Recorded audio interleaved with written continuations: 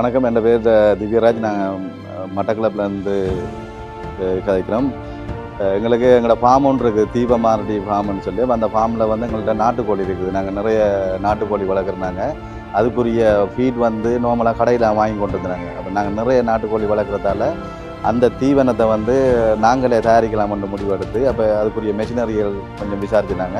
அந்த டைமில் தான் இந்த இவங்க HDP என்ற கம்பெனியில் அறிமுகம் ஒன்று கிடைச்சது. அப்போ அவங்களோட கதைச்சி இந்த 2 மெஷின் எடுத்துனாங்க. இந்த மெஷின் வந்து என்ன செய்யணும்னு சொன்னால், நாங்கள் அந்த பவுடர் எல்லாத்தையும் கிரைண்ட் பண்ணி பவுடர் ஆகி தரோம். இப்போ இதுக்குரிய கோழிக்குரிய அந்த மற்ற மெட்டீரியலை கொடுத்தோன்னா அதை பவுடர் ஆகி தரும். அந்த மெட்டீரியல் எடுத்து என்ன செய்யணும்னு சொன்னால், நாங்கள் இந்த மெஷினில் வச்சு அதை பெலட் ஆக்கும். இந்த மாதிரி பெலட் ஆக்கும். இப்படி பெலட் ஆக்கக்குள்ள இதை வந்து என்ன செய்யலாம்னு சொன்னால், நாங்கள் காய வச்சு கோழிக்கு, ஆட்டுக்கு, மாட்டுக்கு தீவனமாக கொடுக்கலாம். இதில் இந்த பெலட்டில் வந்து ஒரு சைஸ்கள் இருக்குது. இன்னும் நாங்கள் கோழிக்கு வந்து இந்த சைஸை விட சின்ன சைஸ்லையும் எடுக்கலாம். அதுக்கு அந்த டிஸ்கெல்லாம் மாற்றி தரலாம். மாற்றி அதுக்குரிய டிஸ்க் தருவாங்க.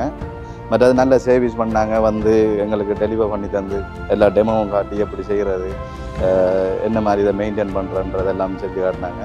உண்மையில் ஒரு நல்ல விஷயம் வந்து. இல்லாட்டி நார்மலாக நம்ம பர்ச்சேஸ் பண்ணிட்டு வந்துடுவோம், கொஞ்சம் தடுமாறுவோம் இதை எப்படி ஆப்ரேட் பண்ணுறேன்னு சொல்லி. ஆனால் நல்ல பொறுமையாக எல்லாம் வடிவாக செஞ்சு தந்தாங்க. எங்களுக்கு நல்ல திருப்தி, பூரண திருப்தி. இப்படி ஃபார்ம் வச்சிருக்கிறார்கள். தீவனம் கொஞ்சம் செலவை கண்ட்ரோல் பண்ணுறதுக்கு நீங்கள் தீவனத்தை சுயமாக தயாரிக்கலாம்.